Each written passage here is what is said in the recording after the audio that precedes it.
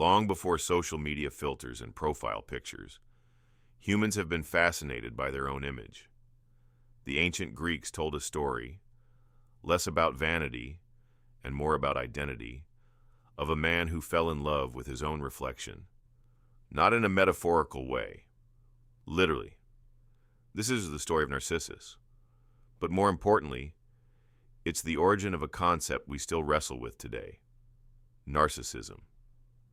In one version of the myth, Narcissus was a young man of extraordinary beauty, admired by all, but loving none. He roamed the world, untouched by affection, until one day he came across a still pond. There, in the water's surface, he saw a face so mesmerizing he couldn't look away. Day after day, he stayed by the pond, gazing into the water, consumed by the beauty he didn't realize was his own reflection. Eventually, he wasted away. In his place, a delicate flower grew, the Narcissus, its head bowed, forever peering toward the earth, as if still seeking that reflection.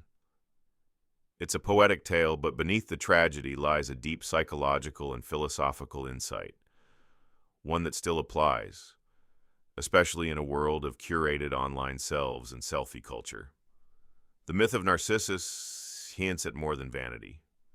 It points to a distorted relationship with the self, where admiration turns into obsession and love into isolation.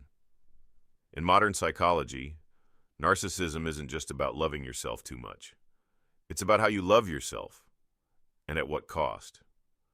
Narcissism is now defined as a cluster of personality traits centered around an inflated sense of importance, a hunger for admiration, and a chronic lack of empathy. But let's not get ahead of ourselves. Not all narcissists are the same, and not everyone who takes a lot of selfies is one. Psychologists break narcissism down into two primary types: grandiose and vulnerable. Grandiose narcissists are the ones we tend to notice. They're charismatic, confident, sometimes even charming. They often seek the spotlight, not because they want to serve, but because they believe they deserve it. These are the leaders who hog credit, the influencers who need constant validation, the public figures whose charm is a little too polished. They aren't always villains. Some achieve great things, but their motivation often stems from a craving for power, admiration, and control. On the flip side, vulnerable narcissists fly under the radar. They're more introverted, often appearing sensitive or anxious. But beneath that quiet surface lies the same core issue: a fragile ego built on a shaky foundation. They might not demand attention, but they expect special treatment. And when they don't get it, they crumble, internally resentful, deeply hurt. So whether loud or quiet, narcissism tends to revolve around the self. Not self-awareness, but self-absorption. Over time, narcissistic traits can erode relationships, break trust, and lead to destructive choices. In leaders, it can manifest as reckless decisions. In partners, as betrayal and manipulation. And when taken to the extreme, it becomes a recognized mental health condition: narcissistic personality disorder, or NPD. This isn't just about being selfish or boastful. NPD is a deeply ingrained pattern of behavior that affects every part of a person's life: their relationships, their work, their sense of reality. It affects about 1 to 2% of the population, more commonly in men, and it's only diagnosed in adults. Because let's face it, kids are still figuring themselves out. So how does narcissism develop? Well, part of it is genetics. Some people are simply more predisposed. But environment plays a big role too. Parents who inflate their child's ego without grounding it in reality can raise children who feel entitled and superior. On the other hand, children who grow up with distant, critical, or overly controlling parents might develop vulnerable narcissism, constantly seeking approval to fill the emotional void. And then there's culture.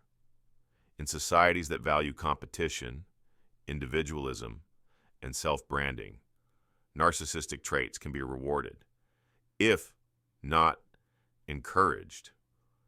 In fact, some studies suggest narcissism has been on the rise since the self-esteem movement of the 70s and 80s, when the message shifted from "you are valuable" to "you are special." Social media hasn't helped. Platforms designed for self-promotion give narcissists the perfect stage to chase likes, followers, and status. But it's important to note, social media doesn't cause narcissism. It amplifies it. Now, here's the part that often gets overlooked. Can narcissists change? The answer is yes, but the path is difficult. True growth requires honest self-reflection, something narcissism resists by design. When your identity depends on being admired, facing flaws feels like an existential threat. But with therapy, mindfulness, and compassion-based practices, narcissistic traits can be softened. People can learn to listen more, reflect better, and connect deeper. And maybe that's the hidden lesson in the myth of Narcissus, that loving yourself isn't the problem, but mistaking your reflection for your reality is. In the end, narcissism isn't just a personality quirk. It's a mirror, showing us what happens when self-focus replaces self-awareness.